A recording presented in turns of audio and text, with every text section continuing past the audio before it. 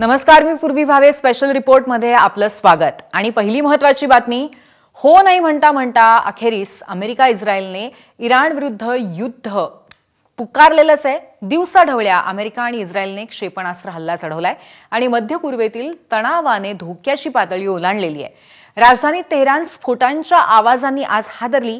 इराणचे सर्वोच्च नेते आयातुल्ला अली खामेनी यांच्या कार्यालयाजवळही क्षेपणास्त्र डागण्यात आली। तसंच त्यांच्या घराजवळ बंकर बस्टिंग क्षेपणास्त्र डागण्यात आलं। अमेरिका आणि इस्रायलच्या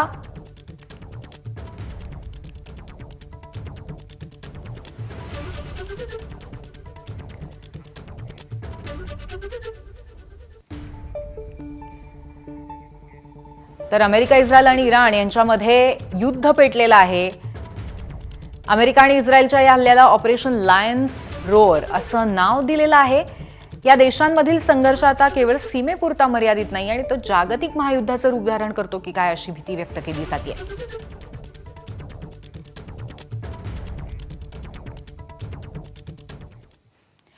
आणि अमेरिका इस्रायलच्या या हल्ल्यानंतर इराणनेही आक्रमक भूमिका घेतली आहे। ऑपरेशन फतेह खैबरची घोषणा करत इराणने इस्रायलच्या प्रमुख शहरांना टार्गेट करायला सुरुवात केली।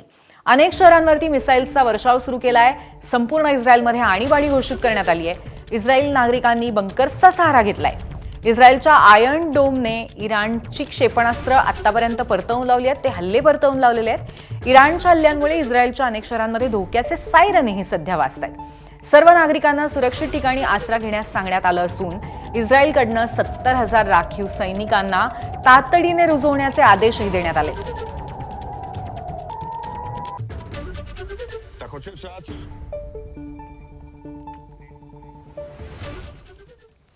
इराणच्या हॉर्मोझगनवरही इस्रायल आणि अमेरिकेने हल्ला केला आणि या हल्ल्यामध्ये 50 शाळकरी विद्यार्थिनींचा मृत्यू झाल्याची माहिती इराणने दिली आहे।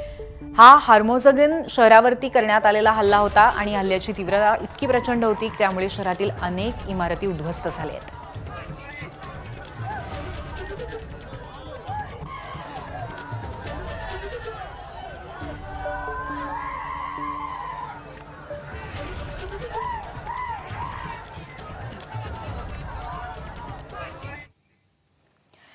आणि इराणमधल्या युद्धजन्य परिस्थितीचा फटका भारतीय विद्यार्थ्यांना सुद्धा बसल्याचं समोर येत आहे।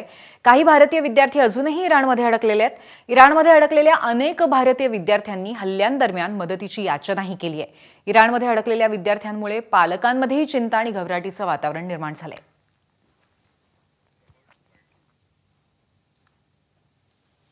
जैसा आप जानते हैं, ईरान में बहुत सारी सिटीज पे अटैक हुआ है, तो इसकी वजह से काफी ज्यादा एंजाइटी और पैनिक क्रिएट हुआ है स्टूडेंट्स और पेरेंट्स के बीच। हमारी ये रिक्वेस्ट रहेगी हमारी भारत सरकार से, जो हमारे वहाँ इंडियन सिटीजन्स है ईरान में, उन्हें जल्द से जल्द इवैक्यूएट किया जाए। और कुछ स्टूडेंट्स के वहाँ पासपोर्ट उन्होंने सबमिट किए थे रेजिडेंसी को एक्सटेंड करवाने के लिए, उन्हें जो ये पासपोर्ट है वो जल्द से जल्द रिटर्न किया जाए। The situation here feels really worst and uncertain. We really don't know what's going to happen next.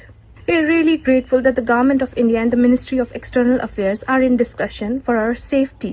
But in the times like these, speed matters a lot. I'm not even able to say these things because the airstrikes are happening and it's getting really worse for us.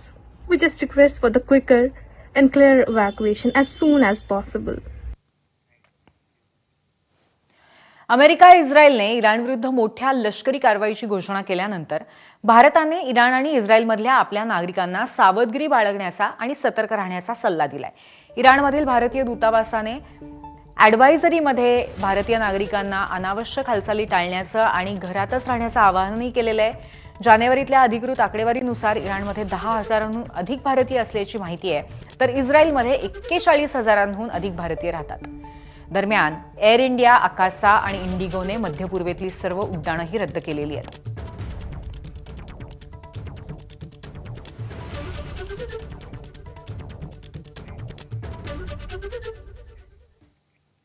भारतीय दूतावासांनी दिलेल्या सूचनांचं पालन करावं।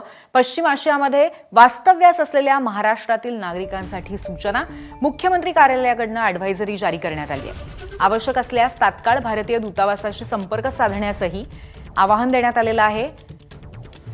मुख्यमंत्री कार्यालयातनं ही नवीन advisory जाहीर करण्यात आलेली आहे आणि या अंतर्गत पश्चिम आशियात वास्तव्यास असलेल्या महाराष्ट्रातील नागरिकांना सूचना देण्यात आली आहे आणि भारतीय दूतावासांनी दिलेल्या सूचनांचं पालन करावं अशी ही ॲडव्हायझरी आहे.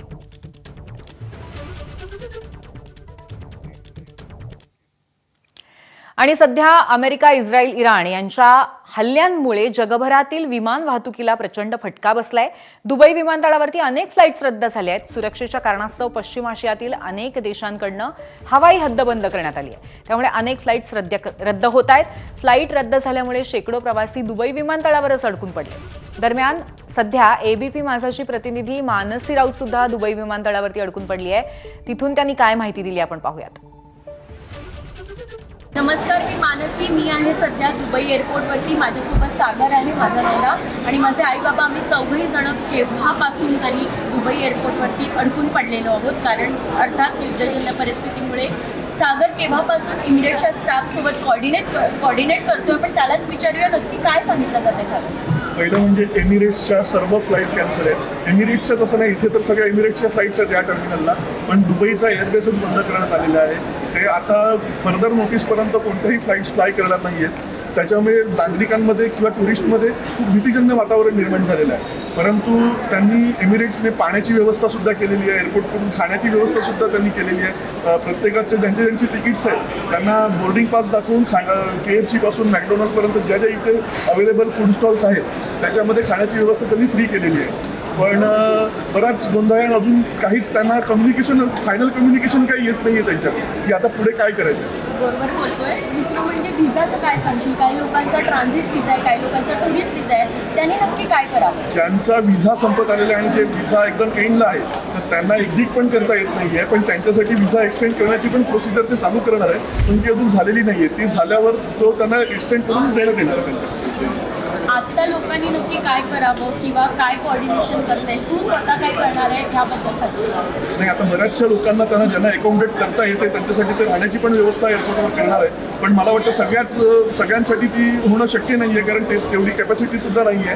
पण ज्यांचे काही आहेत दुबईमध्ये रिलेटिव्ह, आता आमचंच सांगायचं झालं तर आमचे रिलेटिव्ह राहतात काही, त्याच्यामुळे दुबई असल्यामुळे आम्हाला एवढं काही त्रास होणार नाही. आम्ही परत दुबईला जातोय आणि नंतर जेव्हा ही सगळी सिच्युएशन नॉर्मल होईल त्याच्यानंतरच आम्ही फ्लाय करायचा विचार करू. अर्थात इमिरेट्सकडनं आम्हाला काही मेसेजेस येतील तेव्हाच आम्ही पुढचा काय प्रवास असणार आहे त्याबद्दल अपडेट देऊ शकतो. आम्हाला जे काही अपडेट येतील. मध्य पूर्वेतल्या तणावाने आता खरं तर धोक्याची पातळी ओलांडलेली आहे. अमेरिका आणि इस्रायलच्या हल्ल्यांना इराणने प्रत्युत्तर दिल्याचंही मी तुम्हाला सांगितलं. या हल्ल्याचा परिणाम भारतासह संपूर्ण जगाच्या अर्थव्यवस्थेवरती होण्याची शक्यता त्यामुळे आता वर्तवली जाते. इराण हा जगातील प्रमुख तेल उत्पादक देशांपैकी एक आहे. युद्ध अधिक भडकलं तर पुरवठा साखळी विस्कळीत होऊ शकते. याचा परिणाम कच्च्या तेलाच्या किमतीवर होऊन त्यात मोठ्या प्रमाणावरती वाढ होऊ शकते.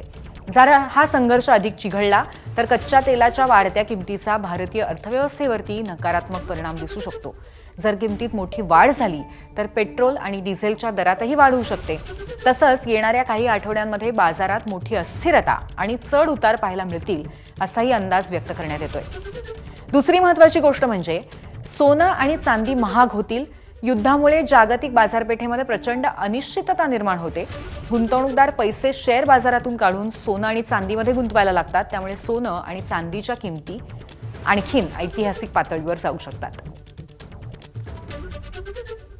भारत आपल्या एकूण तेलाची जी आयात करतो त्याच्यातनं साधारणतः 50% आयात ही एकट्या आखातामधनं होत असते. आणि ह्या संपूर्ण संघर्षाचा परिणाम हा भारताच्या तेल वाहतुकीवर होणार आहे. जी तेल वाहतूक प्रामुख्याने स्ट्रेट ऑफ हॉर्मुझमधनं होती आणि स्ट्रेट ऑफ हॉर्मुझमधल्या ऑइल टँकर्सवरती इराण पुरस्कृत ज्या सगळ्या प्रॉक्सीज आहेत किंवा संघटना आहेत, विशेष करून हिजबुल्ला असेल, हौती असेल, हमास असेल, यांच्याकडनं अटॅक होण्याची शक्यता नाकारता येत नाही. त्यामुळे तेलाची सप्लाय चेन डिस्टर्ब होणं, जागतिक बाजारपेठेमध्ये तेलाच्या किमती वाढणं आणि त्याचा अर्थव्यवस्थेवर परिणाम होणं, अशा प्रकारच्या आव्हानांना भारताला सामोरं जावं लागू शकतं.